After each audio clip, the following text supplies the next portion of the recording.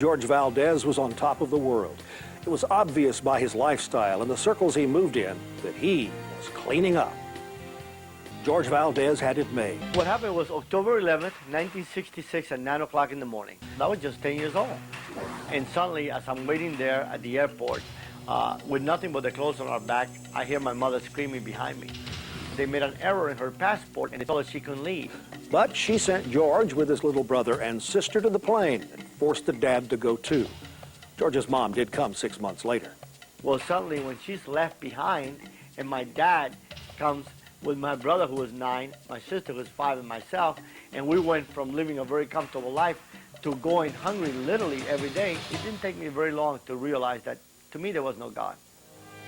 In America, George did great in high school, college, and at the Federal Reserve. Then his first job as an accountant put him with drug dealers. And I began to open foreign bank accounts for these people to the tune of between $50 to $100 million a month. And I thought I had it made. I was staying clean, so I began to do that for them, and that's where my world drastically changed. And I became U.S. head of all operations for that group that eventually became known as the Medellin drug cartel. And we were responsible for importing over 85% of all the cocaine that came into America. George reveled in the money and the power. He moved in high circles in Washington and partied with Hollywood's famous. His high living was interrupted by a 5-year prison term. I had all the money in the world, and I realized that you can live just as good in prison as you can outside. You just can't go home. This photo was taken for his wedding day in prison.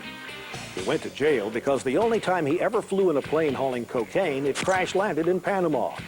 He was double-crossed while bribing officials in Manuel Noriega's government. Jorge Valdes spent 11 years at the top of the cocaine trade in America, importing 30 tons, making billions. We are good at putting up a nice front that everybody envies. But there comes a time when that front, we don't put that front to ourselves. We look at mirrors and we look inside of us and we realize what a miserable human being we are. He worried about harming his 3 children. And also he began to see that his drugs caused pain as well as fun. And finally, his 2-year-old daughter innocently spoiled the fast life for George. And one day my ex-wife dropping off my little baby in the middle of the night, and I was partying with some movie stars, and I wasn't supposed to be visiting with her that weekend, and she just dropped her at the gate. In the middle of the night, she got out of her room and began to knock at my door. And that moment I felt so filthy and dirty like I never had in my life.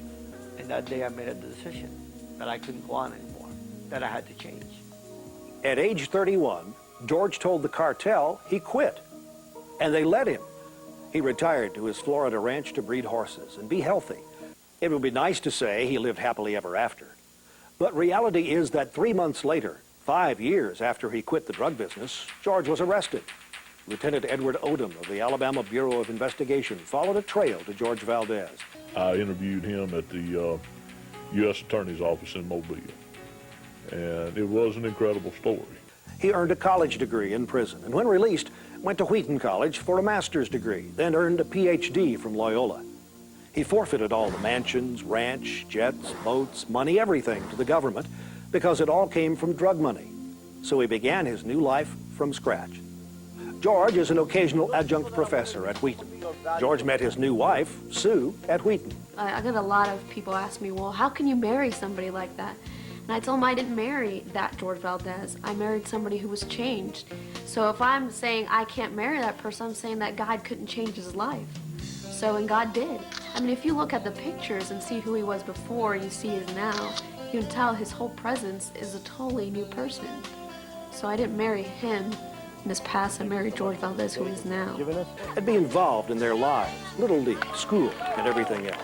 He speaks at over 30 youth rallies every year, all across the country. He knows that he wants to work with kids throughout the country and bring them a message of hope and redemption. And the greatest time working with George is when he's on stage with at our youth rallies. He can deliver a message that is extremely well received in a way that few people that I've ever known would be able to do so. John 14:6 says, I'm the way, the truth, and the life, and no one comes to God but by me.